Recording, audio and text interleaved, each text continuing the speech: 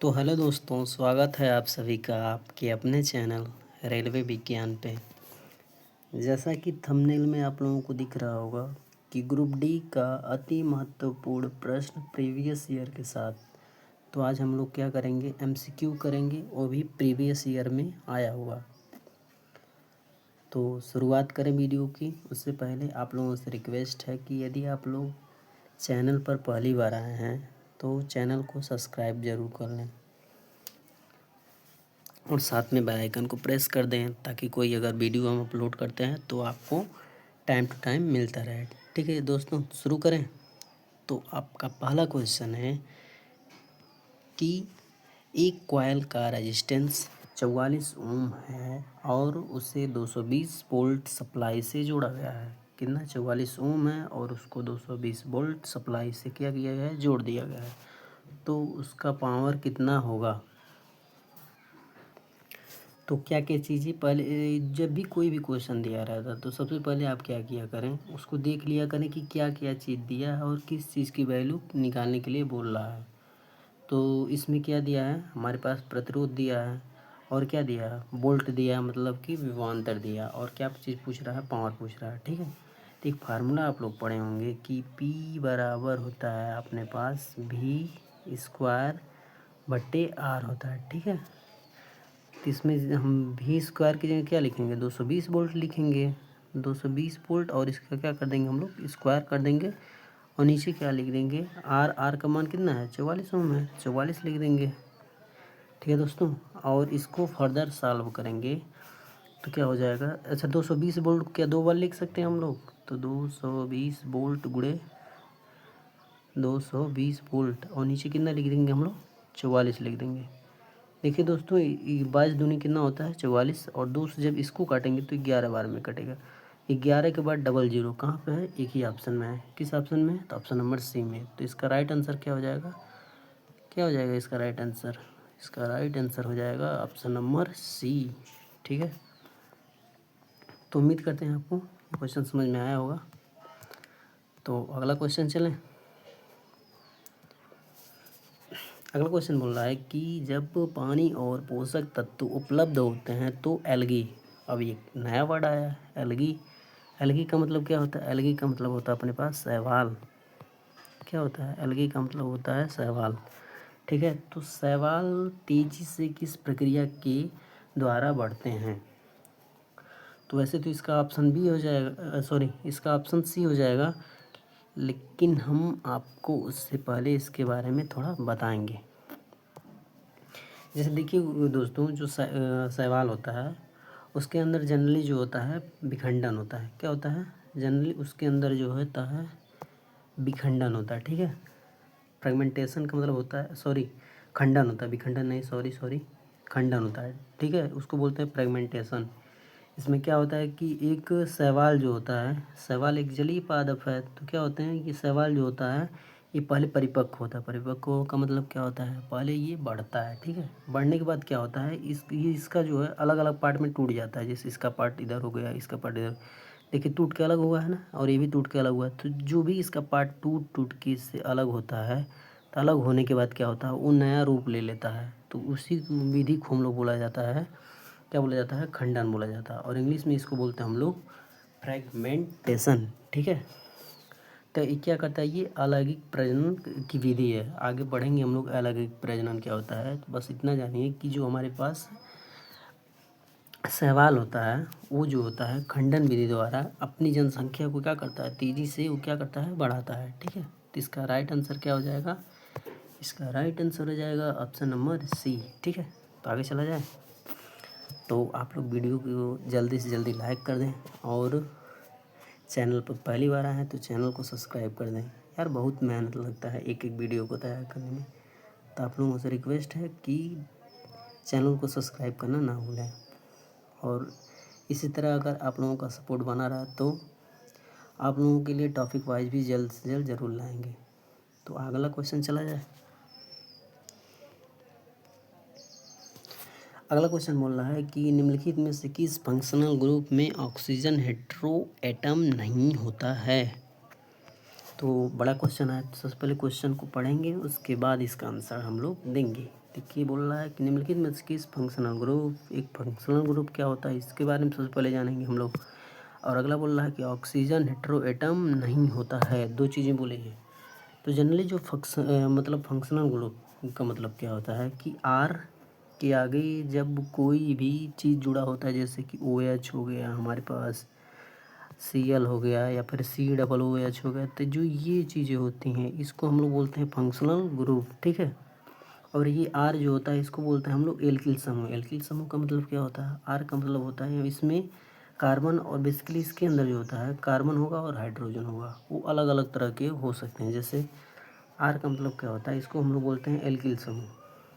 क्या बोला जाता है, इसको बोला जाता है एल्किल समूह बोला जाता है, ठीक है। और आर का मान अलग अलग हो सकता है, जैसे CH3 हो सकता है, इसके आगे एक बॉन्ड लगा देंगे C2H5 और एक डैश लगा देंगे। डैश की जगह क्या आ जाएगा, या तो OH जुड़ जाएगा, या तो अपने पास क्लोरीन जुड़ जाएगा, या तो फिर ब्रोमीन जुड़ जाएगा, मतलब कुछ भी जुड़ सकता है।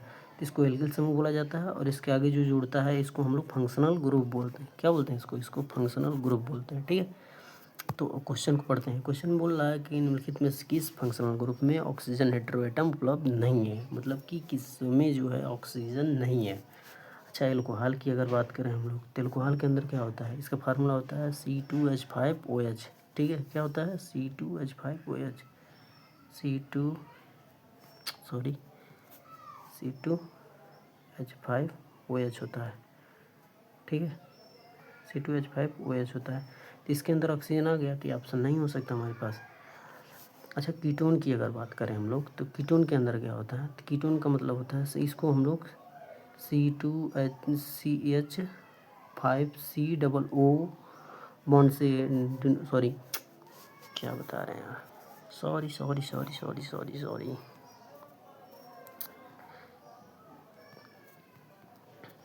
बेसिकली जो कीटोन होता है इसमें C11O होता है। और कार्बोक्सिलिक अम्ल की बात करें अगर हम लोग, अगर कार्बोक्सिलिक अम्ल की बात करें हम लोग, तो इसमें होता है COOH, ठीक है ना। तो इसमें भी देखिए ऑक्सीजन है, या गौर से देखिए, क्या किसमें भी ऑक्सीजन है सर जी, इसमें भी ऑक्सीजन है, इसमें भी ऑक्सीजन है, लेकिन ये जो हल्लो एल्केन होता है इसमें ऑक्सीजन नहीं है। मतलब कि जितने भी क्लोरो फ्लोरो ब्रोमो आइडो, मतलब कि 17वें ग्रुप के जितने भी एलिमेंट होते हैं उसमें ऑक्सीजन नहीं होता है, ठीक है। तो इसका राइट आंसर क्या हो जाएगा, इसका राइट आंसर हो जाएगा ऑप्शन नंबर कौन सा, बी, ठीक है। इसका राइट आंसर हो जाएगा ऑप्शन नंबर बी, ठीक है। तो आगे बढ़ा जाए, चलिए दोस्तों आगे बढ़ा जाता है। अगला क्वेश्चन बोल रहा है कि गैस पर प्रेशर बढ़ाने से सामान्यतः क्या होता है। तो ये बेसिकली बोला है कि कोई गैस है और इस पर हम लोग क्या कर रहे हैं, कोई गैस है और गैस का हम लोग क्या कर रहे हैं, प्रेशर बढ़ा रहे हैं, ठीक है। तो आप एक एग्जांपल ले सकते हैं, जैसे कि अपने पास एक बलून है। बलून का मतलब क्या होता है, अपने पास एक गुब्बारा है, ठीक है। तो उसमें हम लोग क्या कर रहे हैं, उसको बेसिकली उसके अंदर क्या होता है, उसके अंदर हवा होता है। लेकिन जब हम लोग उसको दबाने की कोशिश करते हैं, क्या करते हैं, उसको दबाने की कोशिश करते हैं, तो आप लोगों को पता होना चाहिए जितने भी एटम होते हैं उनके अंदर क्या होते हैं, इलेक्ट्रॉन होते हैं, प्रोटॉन होते हैं, न्यूट्रॉन होते हैं। तो जो इलेक्ट्रॉन होते हैं और उनके बीच की जो दूरी होती है वो ज़्यादा रहती है, लेकिन जब दबा देते हैं तो उनके बीच की दूरी कम हो जाती है। मतलब कि उनके जो मॉलिक्यूल होते हैं, उनके जो कण होते हैं वो पास पास आ जाते हैं, ठीक है। तो गुब्बारे, जैसे कोई गुब्बारा है, बेसिकली जो गुब्बारा होता है, जैसे गुब्बारा है, इसके अंदर क्या होता है, एयर होते हैं। तो एयर के अंदर क्या होते हैं, जो इलेक्ट्रॉन होते हैं वो दूर दूर होते हैं, जब तक इसमें हवा भरा रहता है। लेकिन जब इसको हम लोग दबाते हैं तो उसके जो मतलब इलेक्ट्रॉन होते हैं वो पास पास आने को आ जाते हैं ना, दबाने की वजह से इनके बीच की जो दूरी होती है वो कम हो जाती है बेसिकली। तो इसका राइट आंसर क्या हो जाएगा, इसका राइट आंसर हो जाएगा ऑप्शन नंबर कौन सा, सी। Very good. तो आगे बढ़ा जाए, और उम्मीद करते हैं आपको ये प्रश्न ज़रूर समझ में आ रहे होंगे। और जितने भी मैंने क्वेश्चन उठाया सभी के सभी कैसे प्रीवियस क्वेश्चन है, आप लोग चेक कर सकते हैं, ठीक है। तो आगे बढ़ा जाए,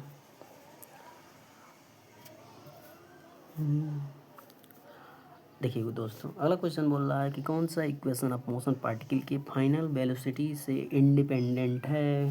देखो क्वेश्चन क्या बोल रहा है, पहले क्वेश्चन को अच्छे से पढ़ेंगे। बोल रहा है कि इक्वेशन ऑफ मोशन पार्टिकल, थोड़ा अंग्रेजी में दिया है, इसको थोड़ा समझेंगे पहले। फाइनल वेलोसिटी, दो चीज़ें बोली है, एक बोला गया फाइनल वेलोसिटी और एक चीज़ और बोला गया है इंडिपेंडेंट। तीन चीज़ों का मतलब समझ लेते हैं हम लोग। इक्वेशन आपने गति का समीकरण पढ़ा होगा, ज़रूर पढ़ा होगा।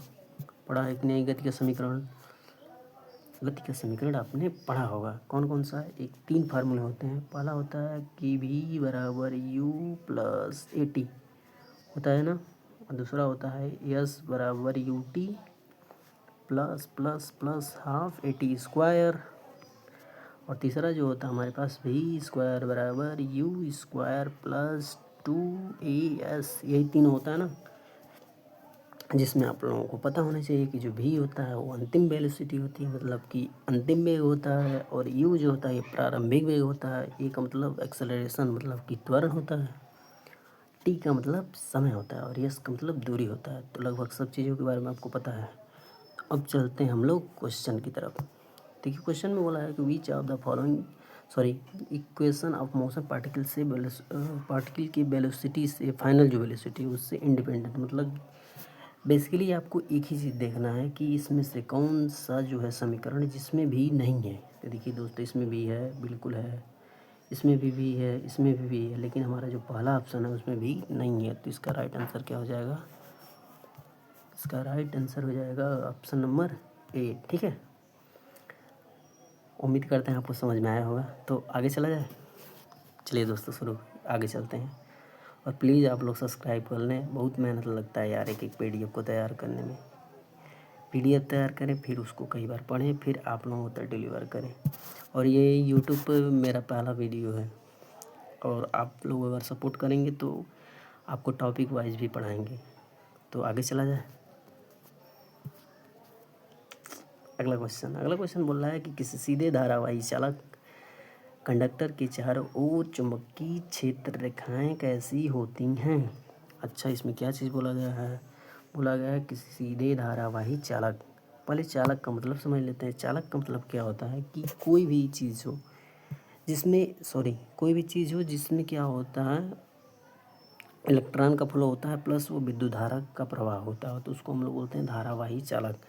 जैसे कोई तार है, तो उसमें ये बोला गया है कि कोई अपने पास धारावाही चालक है, मतलब एक तार है, तो उसके चारों तरफ चुंबकीय क्षेत्र रेखाएं कैसी होती हैं, बस इसके बारे में बोला गया है। तो आप लोगों को एक चीज़ पता होना चाहिए कि जब भी कोई चालक तार है, आगे चलते हैं, कि जब भी कोई चालक तार है, मान लीजिए ये कोई चालक तार है, क्या है, ये कोई चालक तार है, ठीक है। तो ये चालक तार है, तो इसमें हम लोग क्या कर रहे हैं, विद्युत धारा का प्रवाह कर रहे हैं। आई का मतलब क्या होता है, विद्युत धारा ही तो होता है। तो इसमें हम लोग जब लाइट का प्रवाह करते हैं, तो आप लोगों ने पढ़ा होगा कि फैराडे नाम का एक वैज्ञानिक, तो उसने क्या बोला था कि जब भी किसी चालक तार में हम लोग क्या करते हैं, विद्युत धारा का प्रवाह करते हैं, तो इस चालक के चारों तरफ, मतलब ये चालक है ना, इस चालक के चारों तरफ विद्युत क्षेत्र उत्पन्न हो जाता है। तो विद्युत क्षेत्र कैसा उत्पन्न होता है? वो जो होता है, एक क्या होता है, संकेंद्रीय वृत्त का फॉर्मेशन करता है। संकेंद्रीय वृत्त का मतलब क्या होता है, देखिए चारों तरफ है ना, ये सभी क्या है, चुंबकीय क्षेत्र रेखाएं हैं, ठीक है ना। तो वही चीज़ बोला है कि जब किसी विद्युत क्षेत्र में, देखिए बोला है कि जब किसी सीधे धारावाही चालक में विद्युत धारा को प्रवाहित किया जाता है, तो उसके चारों तरफ क्या बन जाता है, चुंबकीय क्षेत्र बन जाता है। देखिए बन गया, इसके चारों तरफ चुंबकीय क्षेत्र बन गया ना, जिनकी रेखाएं चालक के चारों ओर संकेंद्रीय वृत्त के रूप में होती हैं। अच्छा, संकेंद्रीय वृत्त का मतलब क्या होता है? संकेंद्रीय वृत्त का मतलब होता है, संकेंद्रीय वृत्त का मतलब होता है जिसका केंद्र एक हो, ठीक है ना दोस्तों। जैसे कि अपने पास एक ये छोटा सा गोला है,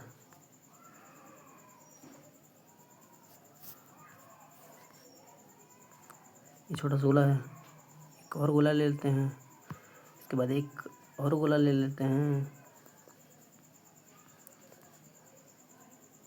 तो आप लोग देख रहे होंगे क्या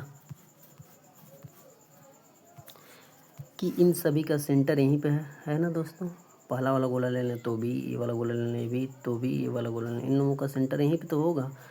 तो ये सभी क्या हैं, इन सबों का केंद्र एक ही है, इसलिए इनको बोला जाता है संकेंद्रीय। ठीक है, तो एक चालक तार हो जाएगा, उसमें जब विद्युत धारा को हम लोग क्या करेंगे, प्रवाहित करेंगे, मतलब I को प्रवाहित करेंगे, तो वो अपने चारों तरफ क्या बनाएगा, चुंबकीय क्षेत्र बनाएगा, और चुंबकीय क्षेत्र कैसा होगा, संकेंद्रीय हो जाएगा। ठीक है, तो इसका राइट आंसर क्या हो जाएगा, अब इसका राइट आंसर आप लोग देंगे। इसका राइट आंसर क्या हो जाएगा, बोलिए, इसका राइट आंसर क्या हो जाएगा, ऑप्शन नंबर कौन सा, बी। ठीक है, तो इसका राइट आंसर हो जाएगा ऑप्शन नंबर बी। आगे चला जाए, चलिए दोस्तों आगे चला जाता है। अगला बोल रहा है कि पाचन नलिका से अवशोषित पदार्थों को भोजन के अंगों तक पहुंचाकर जटिल पदार्थ बनने की प्रक्रिया क्या कहलाती है। ये आपका ग्रुप डी में आया हुआ सवाल है। देखिए ये क्या हुआ, ये ग्रुप डी में आया हुआ सवाल है। ठीक है, तो इसको करते हैं। तो इसका आंसर मैं आपको बता देता हूँ, और इसके बारे में हम लोग अभी पढ़ रहे हैं। ठीक है, इसका राइट आंसर हो जाएगा ऑप्शन नंबर डी।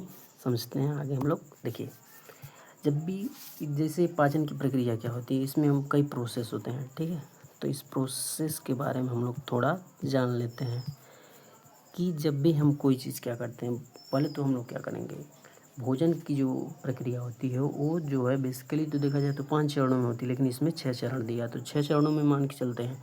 पहले क्या होता है कि हम लोग इंजेक्शन करते हैं, फिर डाइजेशन, फिर एब्जॉर्प्शन, एसिमिलेशन, फिर एक्सटॉर्शन और एक्सरसेशन होता है। ठीक है ना, मतलब सबसे पहले हम लोग क्या करते हैं, कोई भी चीज़ अपने मुंह के अंदर रखते हैं, मतलब कोई चीज़ क्या करते हैं, खाते हैं ना, तो इसको बोला जाता है इंजेक्शन। फिर वो हमारी फूड पाइप के जरिए कहाँ पे जाता है, हमारे अमाशय में जाता है। तो अमाशय में क्या होता है, डाइजेशन मतलब पाचन होता है। फिर जो वो छोटे छोटे पार्टिकल में टूटता है, तो उसका फिर एब्जॉर्प्शन होता है, मतलब कि अवशोषण होता है। अवशोषण कहाँ होता है, छोटी आंत बड़ी आंत होती है ना, बेसिकली जो बड़ी आंत होती है उसमें केवल पानी का एब्जॉर्प्शन होता है।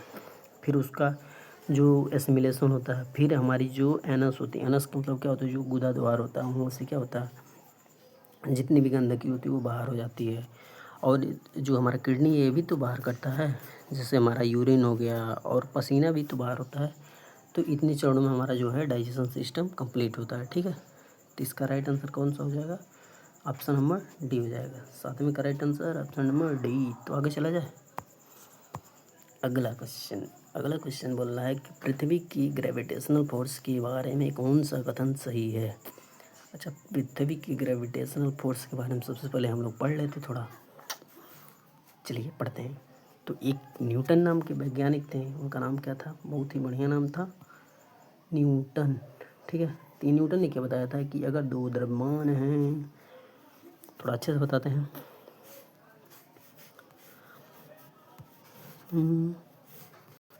बेसिकली इन्होंने ये बताया था कि अगर दो द्रव्यमान हैं, मान लेते हैं दो द्रव्यमान, जिनका द्रव्यमान मान लेते हैं क्या है, m1 m2। ठीक है, सॉरी दो वस्तु हैं, मान लेते हैं इसका द्रव्यमान हम लेते हैं m1 है, इसका भी कुछ द्रव्यमान होगा, मान लेते हैं m2 है। अगर ये दोनों एक दूसरे से r दूरी पर हैं, तो इनके बीच एक बल लगता है, और उस बल को हम लोग क्या बोलते हैं, गुरुत्वाकर्षण बल।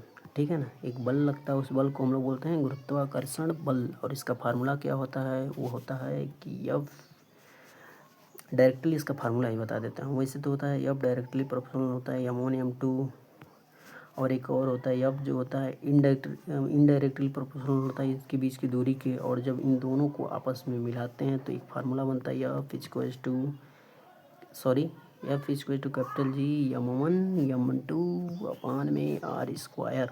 यही फार्मूला होता है ग्रेविटेशनल फोर्स का। तो इसको आप लोग याद रखेंगे, मतलब कि गुरुत्वाकर्षण बल का यही फार्मूला होता है, इसको आप लोग याद रखिएगा। ठीक है, तो इसमें क्या है, जो फोर्स है वो किस चीज़ से किस चीज़ पे डिपेंड कर रहा है, एक तो मास पे डिपेंड कर रहा है, और दूसरा उनके बीच की दूरी पे डिपेंड कर रहा है। ठीक है, फिर एक बार समझ लीजिए, ऑब्जेक्ट की दूरी की बात कर रहे हैं। ठीक है, तो क्वेश्चन में क्या बोला गया है, देखा जाए, क्वेश्चन में ये बोला गया है कि पृथ्वी की गुरुत्वाकर्षण के बारे में कौन सा कथन सही है। तो पृथ्वी से जो गुरुत्वाकर्षण बल होता है, पहला ऑप्शन बोला है कि यह पृथ्वी के सेंटर से दूर लगता है। सेंटर से दूर लगता है, ये ऑप्शन तो नहीं जच रहा है, तो ये नहीं होगा। ठीक है, तो ये ऑप्शन नहीं होगा, बिल्कुल भी नहीं होगा। अगला बोल रहा है कि यह वस्तु के मास पर डिपेंड करता है। मास का मतलब, हाँ अभी ये भी तो बताया यार, मास पे डिपेंड करता है। देखो देखो डिपेंड कर रहा है, तो इसका आंसर क्या हो जाएगा? ऑप्शन नंबर बी हो जाएगा। ठीक है, क्या हो जाएगा इसका आंसर? इसका आंसर हो जाएगा ऑप्शन नंबर बी। ठीक है, तो ऑप्शन नंबर बी जो होगा इसका राइट आंसर हो जाएगा। और अगला भी अगर ना पढ़ना, अगला ऑप्शन भी अगर आप पढ़ना चाहते हो भी पढ़ सकते हैं। अगला बोल रहा है कि यह नॉन सेंट्रल फोर्स होता है, तो इसके बारे में भी थोड़ा बहुत जान लेते हैं। अच्छा, नॉन सेंट्रल फोर्स का मतलब क्या होता है? जिसकी कोई पार्टिकुलर डायरेक्शन ना हो। नॉन बोला है ना, और सेंट्रल फोर्स का मतलब होता है जिसकी कोई डायरेक्शन हो। तो इसमें डायरेक्शन तो होती है यार, तो ये ऑप्शन गलत हो जाएगा। यह सेंटर से दूरी पर निर्भर नहीं करता है, बिल्कुल निर्भर करता है यार।